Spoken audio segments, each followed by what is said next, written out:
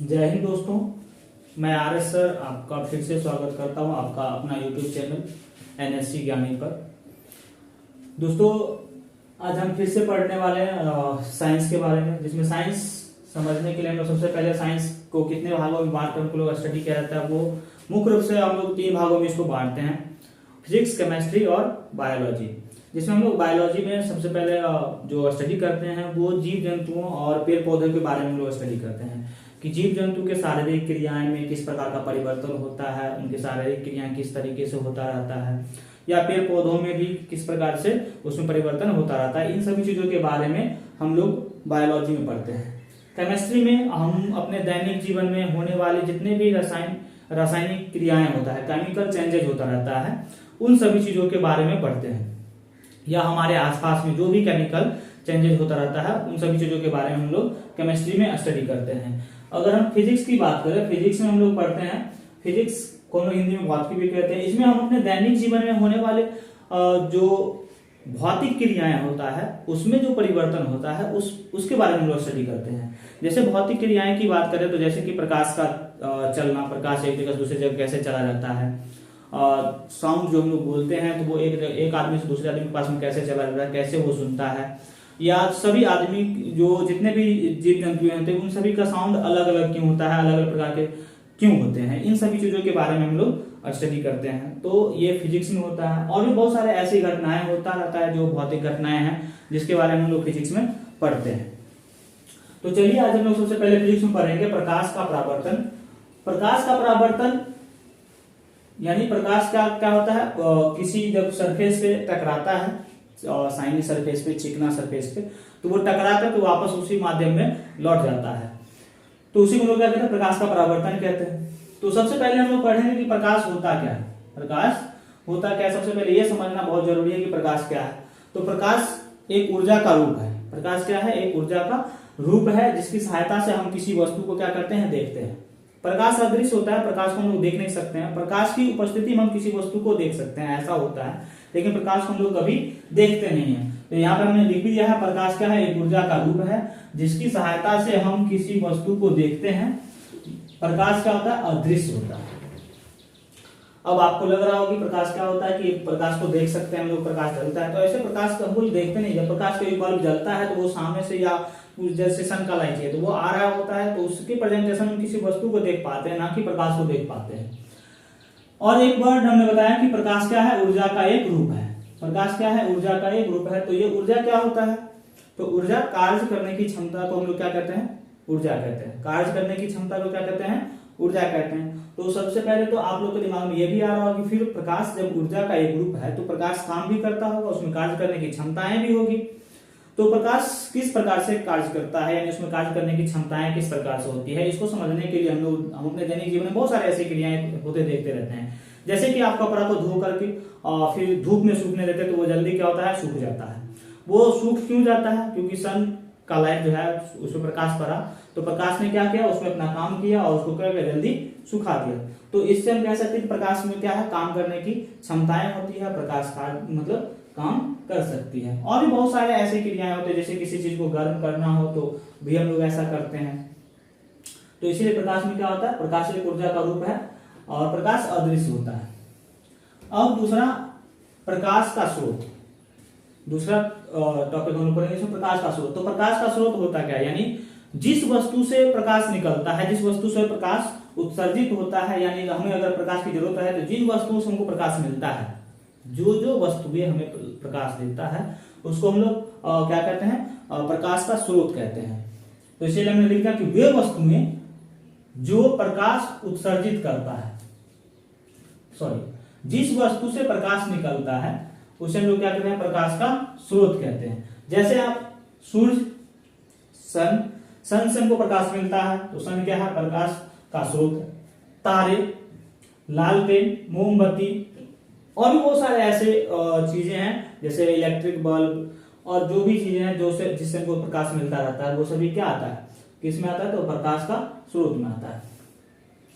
अब चलो हम लोग वस्तुएं को बांटते हैं, तो वस्तुएं को अगर हम प्रकाश के स्रोत के आधार पर बांटे तो वो 2 प्रकार होते हैं, एक प्रदीप्त वस्तु और एक होता है अदीप्त वस्तु। यानी वस्तुओं को अगर हम प्रकाश की स्रोत के आधार पर विभाजन कर दे तो सारे वस्तु को हम लोग दो भागों में बांटते हैं, एक प्रदीप्त वस्तु और दूसरा होता है अदीप्त वस्तु। तो प्रदीप्त वस्तु उसको कहते हैं यानी वे वस्तुएं जो प्रकाश उत्सर्जित करता है, क्या करता है, प्रकाश उत्सर्जित करता है, प्रदीप्त वस्तु कहलाता है। क्या कहलाता है, प्रदीप्त वस्तु कहलाता है। जैसे सूर्य, तारे, मोमबत्ती, बल्ब, ये सभी क्या रहता है, हमको प्रकाश देता है, तो इसलिए ये सभी क्या है, प्रदीप्त वस्तु है। कैसे वस्तुएं हैं, प्रदीप्त वस्तुएं हैं। दूसरा है अदीप्त वस्तुएं। तो अदीप्त वस्तुएं ठीक प्रदीप्त वस्तु का अपोजिट होता है, उल्टा होता है। वे वस्तुएं जो प्रकाश उत्सर्जित नहीं करता है, वे वस्तुएं जो प्रकाश उत्सर्जित नहीं करता है, अप्रदीप्त वस्तु कहलाता है। याद रखना है, प्रदीप्त वस्तु जो प्रकाश उत्सर्जित करता है और अप्रदीप्त वस्तु जो प्रकाश उत्सर्जित नहीं करता है। तो जो प्रकाश उत्सर्जित नहीं करेगा, जैसे ईंट, पत्थर, लकड़ी, कागज और बहुत सारे ऐसे चीजें हैं जो प्रकाश में नहीं देता है, तो वो सभी चीजें क्या कहलाएगा, अप्रदीप्त वस्तुएं कहलाएगा। चलिए अब हम लोग वस्तु को फिर से हम दूसरे आधार पर बांटते हैं, जैसे उसमें प्रकाश होकर उससे होकर पास होता है या नहीं होता, आर पार जाता है या नहीं जाता है। इस आधार पर अगर हम वस्तु को बांटे तो वस्तु को 3 भागों में बांटते हैं, एक पारदर्शी वस्तु, अपारदर्शी वस्तु और पारभासी वस्तु। तो पारदर्शी वस्तु हम उसको कहेंगे जिससे होकर प्रकाश आर पार चला जाए। इसका मतलब ये हुआ कि इस पार से उस पार प्रकाश चला जाए, प्रकाश वापस ना आए, प्रकाश इस पार से उस पार पूर्णतः चला जाए, तो उसको हम लोग क्या कहेंगे, पारदर्शी वस्तु। और अपारदर्शी वस्तु ठीक इसका उल्टा होता है, जिससे प्रकाश आर पार यानी उस पार से उस पार ना जा पाए, बिल्कुल उस मतलब वो रुक जाए। इस प्रकार के वस्तु को हम लोग अपारदर्शी वस्तु कहते हैं। और पारभासी वस्तु, तो पारभासी वस्तु जिससे प्रकाश आंशिक रूप से इस पार से उस पार जाता हो, पूर्ण रूप से आर पार नहीं होता है, कुछ ही प्रकाश की जो मात्राएं होता है इस पार से उस पार जाता है, उसको हम लोग पारभासी वस्तु कहते हैं। जैसे आप तेल से भीगा हुआ पेपर को देखिएगा, तेल से भीगा हुआ पेपर को जब आप लैंप या लालटेन या बल्ब के पास रखेंगे तो उससे होकर के लाइट थोड़ा बहुत आता रहता है। जैसे घिसा हुआ कांच से भी लाइट थोड़ा बहुत आता रहता है, इसीलिए उसमें धुंधला दिखाई देता है। तो इसीलिए हम लोग क्या कह सकते हैं, उसको घिसा हुआ कांच को पारभासी वस्तु कहते हैं। चलिए तो हम लोग सबसे पहले समझते हैं कि यहाँ पारदर्शी वस्तु हमने लिख भी दिया कि वे वस्तुएं जिनसे होकर प्रकाश पूर्णतः आर पार हो सकता है, जिनसे होकर प्रकाश पूर्णतः आर पार हो सकता है, उसे पारदर्शी वस्तु कहते हैं। जैसे कांच, सफेद पॉलीथीन यानी व्हाइट पॉलीथीन जो होता है वो, साफ पानी और भी बहुत सारे ऐसे वस्तुएं हैं जिनसे होकर के प्रकाश इस पार से उस पार मतलब आता जाता हो, उसको हम लोग क्या कहेंगे, पारदर्शी वस्तु कहेंगे। चलिए अपारदर्शी वस्तु, तो हमने अभी बताया कि पारदर्शी का ठीक उल्टा होता है। पारदर्शी में क्या होता है कि लाइट इस पार से उस पार जाता है, अपारदर्शी में बिल्कुल भी इस पार से उस पार नहीं जाएगा, यानी वे वस्तुएं जिनसे होकर प्रकाश आर पार नहीं हो सकता है उसे अपारदर्शी वस्तु कहते हैं। जैसे लकड़ी, पत्थर, दीवार आदि और भी बहुत सारे ऐसे चीजें हैं जिनसे होकर क्या होता है, प्रकाश इस पार से उस पार नहीं जाता है।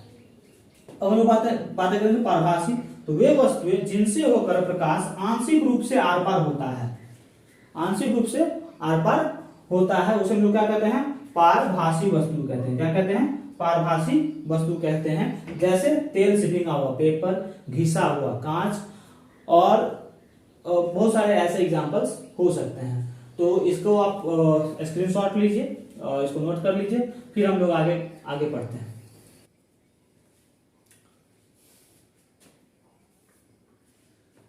तो चलिए अब हम लोग देखते हैं कि प्रकाश सीधी रेखा में गमन करती है। जब प्रकाश निकलती है किसी प्रकाश स्रोत से तो वो एक सीधी रेखा में गमन करती है, वो एक बिल्कुल सीधी रेखा में चलती जाती है। तो ये जो सीधी रेखा पर जो चलती है, तो प्रकाश जो सीधी रेखा पर चलने वाले प्रकाश को हम लोग क्या कहते हैं, जब कोई एक सीधी रेखा पर जब कोई प्रकाश चलता है तो उसको हम लोग क्या कहते हैं, प्रकाश की किरण कहते हैं। क्या कहते हैं, प्रकाश की किरण। आपसे पूछा जा सकता है कि प्रकाश की किरण किसे कहते हैं, क्या होता है, तो वो आपको बताना है कि सीधी रेखा पर चलने वाले प्रकाश को प्रकाश की किरण कहते हैं, ये रे ऑफ लाइट कहते हैं। इसको चित्रों में अगर हम दिखाएंगे तो चित्रों में एक सरल रेखा पर क्या करते हैं, तीर का चिन्ह देते हैं। क्या करते हैं, तीर का चिन्ह दे देते हैं, और वह तीर का चिन्ह जो है क्या बताता है, दिशा बताता है जिसमें प्रकाश चल रहा होता है। कि अगर तीर जिस तरफ रहेगा इसका मतलब वो हुआ कि प्रकाश उस दिशा में गमन कर रही है, उस दिशा में जा रही है या उस दिशा में चल रही है। जैसे कि हमने आपको एक एरो डाल के दिखाया है, ये क्या है, प्रकाश की किरण है, यानी प्रकाश की किरण। ये चिन्ह किसको दिखाता है, प्रकाश की किरण को दिखा रहा है। प्रकाश की किरण यानी रे ऑफ लाइट, इसको हम लोग इंग्लिश में भी लिखते हैं रे ऑफ लाइट यानी प्रकाश की किरण। क्या दिखा रहा है, ये एक चिन्ह को दिखा रहा है। और ये जो तीर आपको देख रहे हैं, ये तीर का निशान ये क्या बता रहा है, प्रकाश की दिशा को बता रहा है, यानी प्रकाश इस ओर जा रहा है, प्रकाश की दिशा को बता रहा है कि प्रकाश इस ओर जा रहा है। अब दूसरी बात हम लोग करते हैं कि किरण पुंज, कभी कभी आप ये पूछा जाता है, बराबर पूछा जाता है कि किरण पुंज क्या होता है या प्रकाश पुंज क्या होता है, प्रकाश पुंज या किरण पुंज क्या होता है। तो किरण पुंज सीधी सी बात समझिए, यहाँ पर क्या है कि प्रकाश की किरण को हमने एक ही लाइन से दिखाया है, यानी एक ही प्रकाश की किरण है यहाँ पर। और अगर हम बहुत सारे प्रकाश की किरणों को एक साथ ले लेते हैं, यानी बहुत सारे प्रकाश की किरणों को एक साथ ले लेते हैं, यानी group of ray of light कर देते हैं, यानी प्रकाश की किरणें का समूह को हम लोग क्या कहते हैं, प्रकाश की किरण पुंज कहेंगे, प्रकाश का किरण पुंज कहेंगे। यानी बहुत सारे प्रकाश की किरणें अगर हम एक साथ ले लेते हैं तो एक समूह बनाएगा, और उस समूह को हम लोग क्या कहेंगे, प्रकाश का किरण पुंज कहेंगे। जैसे हमने एक यहाँ पे तस्वीर इमेज बना दिया, चित्र बना दिया है, देखिए हमने यहाँ पे 3 रे ले लिए हैं। रे ऑफ लाइट कितना है, यहाँ पर 3 है, यानी एक प्रकाश का ये जो किरण है उसका एक समूह है, इसीलिए इसको लोग क्या कहते हैं, प्रकाश का किरण पुंज कहते हैं। क्या कहते हैं, प्रकाश का किरण पुंज, यानी बीम ऑफ लाइट कहते हैं। इसको क्या कहेंगे लोग, बीम ऑफ लाइट कहते हैं। तो ये जो बीम ऑफ लाइट होता है, ये 3 प्रकार के होते हैं। कितने प्रकार के होते हैं, 3 प्रकार के होते हैं। तो हमने लिख भी दिया है कि किरण पुंज 3 प्रकार के होते हैं। कितने प्रकार के होते हैं, 3 प्रकार के, जिसमें हमने पहला बताया है अपसारी किरण पुंज। क्या बताया है, अपसारी किरण पुंज। तो इस प्रकार का जो किरण पुंज होता है अपसारी किरण पुंज में, जैसे एक बिंदु किसी एक बिंदु से सभी दिशाओं में फैलता हुआ चला जाता है प्रकाश। जैसे कि हमने यहाँ पे देखिए, ये प्रकाश का स्रोत है, प्रकाश यहाँ से क्या प्रकाश निकल रहा है और सभी दिशाओं में फैलता हुआ चला जाता है। तो इस प्रकार की जो किरण पुंज होती है उसको लोग क्या कहेंगे, अपसारी किरण पुंज कहेंगे। क्या कहेंगे, अपसारी किरण पुंज। यानी इस प्रकार के किरण पुंज में प्रकाश की किरणें एक बिंदु से निकलकर फैलती चली जाती है, फैलती चली जाती है। तो चलिए अब इतना नोट कीजिए, इसका स्क्रीनशॉट लीजिए, और फिर हम आगे इसका जो 2 प्रकार और बचा हुआ है, अभिसारी और समांतर किरण पुंज, इन दोनों के बारे में भी बताएंगे। और तब हम लोग फिर पढ़ेंगे कि प्रकाश का परावर्तन कैसे होता है, इन सभी चीजों के बारे में पढ़ेंगे। इसका स्क्रीनशॉट कर लीजिए।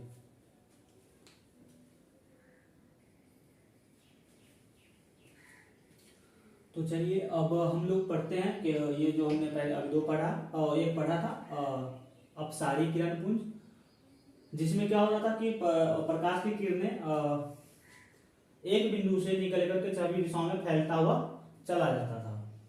तो उसमें क्या होता था कि किरण पुंज के जो बीच का जो दूरी था वो बढ़ता हुआ चला जाता था। जैसे कि आप यहाँ से देख रहे होंगे कि यहाँ ऐसे निकलता, ऐसे फैलता हुआ चला जाता था। यानी देखिए यहाँ पे कम दूरी है और यहाँ पर ज्यादा दूरी है, उससे भी ज्यादा दूरी यहाँ पर है। तो इसी प्रकार से क्या होता था कि यह फैलता हुआ चला जाता था। इसमें क्या होता था कि किरण पुंज की दूरी जो है बराबर वो बढ़ता हुआ चला जाता था।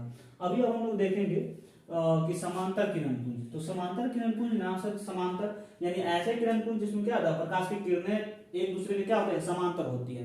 प्रकाश की किरणें क्या होती है, एक दूसरे के समांतर होती है, और उसको हम लोग क्या कहेंगे, समांतर किरण पुंज। एक हमने यहाँ पर उसका चित्र बना के दिखा दिया है कि देखिए ये सभी जो किरणें आप देख रहे हैं, किरणों का एक समूह है जो क्या है, एक दूसरे के समांतर है, एक दूसरे के समांतर है। तो इस प्रकार का जो किरण पुंज होगा उसको लोग क्या कहेंगे, समांतर किरण पुंज।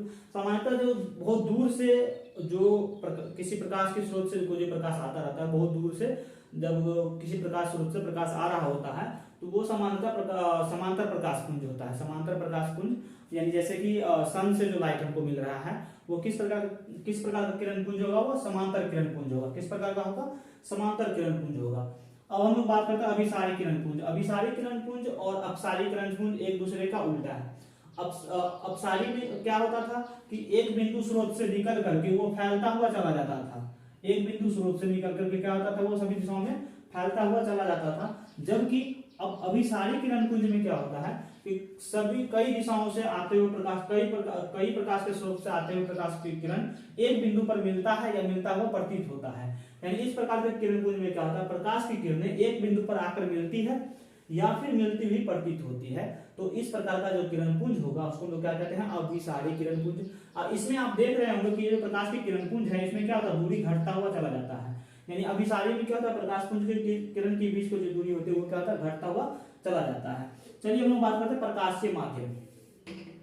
ये प्रकाशीय माध्यम होता क्या है, प्रकाशीय माध्यम क्या होता है, तो देखिए वह माध्यम यानी वह क्षेत्र जिससे होकर क्या होता है, प्रकाश किसी वस्तु से निकलकर हमारी आंखों तक पहुंचता है। जिससे कोई प्रकाश होकर, मतलब प्रकाश किसी वस्तु से निकलकर हमारी आंखों तक पहुंचता है, वो माध्यम को हम लोग क्या कहते हैं, प्रकाश माध्यम कहते हैं। जैसे हवा, पानी, कांच, इन सभी माध्यमों से यानी प्रकाश किसी वस्तु से निकलता है और इन सभी माध्यमों से यानी इन सभी रास्तों से होते हुए हमारे आंखों तक आता है। इस प्रकार का जो मतलब जो क्षेत्र होता है उसमें लोग क्या कहेंगे, प्रकाशीय माध्यम कहते हैं। ये प्रकाशीय माध्यम दो तरीके के होते हैं, एक समांगी और एक विषमांगी। देखिए प्रकाशीय माध्यम कितने प्रकार के होते हैं, दो प्रकार के होते हैं, समांगी माध्यम और विषमांगी माध्यम। समांगी माध्यम क्या होता है, होमोजेनियस इसको इंग्लिश में कहते हैं, और विषमांगी को हेटेरोजेनियस कहते हैं। तो आप इससे पहले भी पढ़ चुके होंगे कि क्लास 9 में भी पढ़ चुके हैं मिश्रण के बारे में, जिसमें समांग मिश्रण और विषमांग मिश्रण सबके बारे में पढ़े होंगे। तो समांग मिश्रण में क्या होता है कि सभी की बनावट और गुण क्या होता है, एक जैसा होता है। तो ऐसा माध्यम जिसकी बनावट क्या होता है, एक समान होता है, गुण एक समान होता है, उसको लोग क्या कहेंगे, समांगी माध्यम कहेंगे। जैसे पानी, कांच, यानी इस सब का जो माध्यम होता है वो कैसा माध्यम होता है, समांगी माध्यम होता है। और विषमांगी माध्यम यानी विषमांगी हमने पढ़ा है कि इसकी बनावट एक जैसा नहीं होता है, इसके गुण एक जैसे नहीं होते, इसको हम क्या कहेंगे, विषमांगी माध्यम कहेंगे। जैसे कि अगर हम बात करें कि जैसे कि गर्म और हवा, मतलब हवा का जो माध्यम होता है, कहीं पे क्या होता है गर्म होता है, कहीं पे गर्म हवा का माध्यम जो होता है वो क्या होता है, इस प्रकार का होता है, विषमांगी होता है। इसी वजह से क्या होता है कि तारे देखेंगे कि आप इधर से उधर मतलब टिमटिमाते हुए प्रतीत होते हैं। इसके बारे में हम लोग आगे में भी पढ़ेंगे कि कैसे तारे टिमटिमाते हैं, इन सभी चीजों के बारे में हम लोग पढ़ेंगे। चलिए एक टॉपिक और हम लोग इसमें पढ़ लेते हैं, प्रकाश का परिकीर्णन। तो प्रकाश का परिकीर्णन होता क्या है, तो देखिए जब प्रकाश की किरणें जब किसी एक सूक्ष्म कणों से टकराती है या सूक्ष्म कणों पर पड़ती है तो क्या होता है, विकृत हो जाती है, यानी सभी दिशाओं में फैल जाती है, विकृत हो जाती है। यानी किसी एक जैसे कि मान लीजिए एक छोटा सा ये है, ये हमने एक ढक्कन ले लिया, इस पर जब प्रकाश की किरणें पड़ती है तो ये सभी दिशाओं में क्या होता है, बराबर फैल जाती है।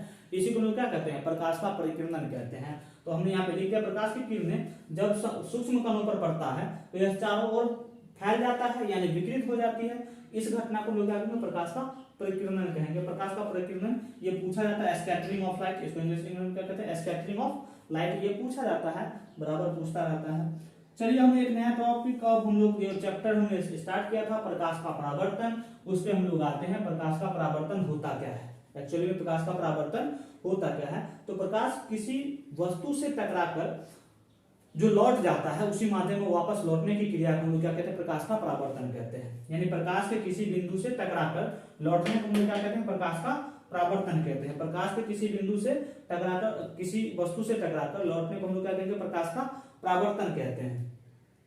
तो देखिए ये परावर्तन किस तरीके से होता है और कैसे होता है, इन सभी चीजों के बारे में हम लोग पढ़ेंगे। अब नेक्स्ट इसमें देखेंगे कि प्रकाश का परावर्तन किस तरीके से होता है। तो ये जो अभी हमने लिखा है कि प्रकाश का परावर्तन, सिर्फ एक हमने परिभाषा लिखा है और इसके बारे में हम लोग अगले क्लास में बिल्कुल डायग्राम बना करके देखेंगे कि प्रकाश कैसे आता है और कैसे टकरा करके एक माध्यम से दूसरे माध्यम में कैसे चला जाता है, और उन सभी मतलब टकरा करके उससे जो कुछ घटनाएं होती है उनके बारे में हम लोग पढ़ेंगे। जैसे कि और भी बहुत सारे घटनाएं, जैसे कि देखिए आपको ये अभी हमने जिसे मार्कर से लिख रहे हैं, मार्कर आपको दिख रहा होगा या दिखता है, किसी को भी दिखता रहता है। ये देखने का मतलब ये हमें इसलिए दिख रहा है कि इस पे जो लाइट है, इस पे क्या लाइट, सन का लाइट या जो भी हमें लाइट, इस पे लाइट सोर्सेस से जो लाइट इस पड़ रहा है, इस पर लाइट पड़ने के बाद इससे टकरा करके हमारी आंखों तक आता है, जिसके बाद इसको हम लोग देख पाते हैं। अगर ऐसी घटनाएं नहीं हो तो ये इसको हम लोग नहीं देख पाएंगे। तो क्यों नहीं देख पाएंगे और कैसे देख पाएंगे, ये प्रकाश का जो परावर्तन है, इसके बारे में हम लोग नेक्स्ट वीडियो में देखेंगे और इसके बारे में पूरे अच्छे से समझेंगे। तो तब तक के लिए धन्यवाद, और इसको जो है सो आप नोट कर लीजिए और नेक्स्ट वीडियो को जरूर देखिए ताकि इसमें आपको प्रकाश का परावर्तन अच्छे से समझ में आ जाए। और इस चैनल को जितना से जितना हो सके अपने दोस्तों, अपने फैमिली मेंबर, अपने भाइयों बहनों के साथ शेयर कीजिए, लाइक एंड सब्सक्राइब कीजिए, बेल आइकन है उनको दबाइए और वाले जो ऑप्शन है उसको क्लिक कीजिए, ताकि हम जितना शेयर कीजिएगा, जितना लाइक एंड सब्सक्राइबर होगा उतना हमें फायदा होंगे, और ताकि हम आप मोटिवेशन भी मिलेगा हमको और आप लोगों के लिए अच्छे से वीडियो लाएंगे। तो इसको नोट कर लीजिए। धन्यवाद।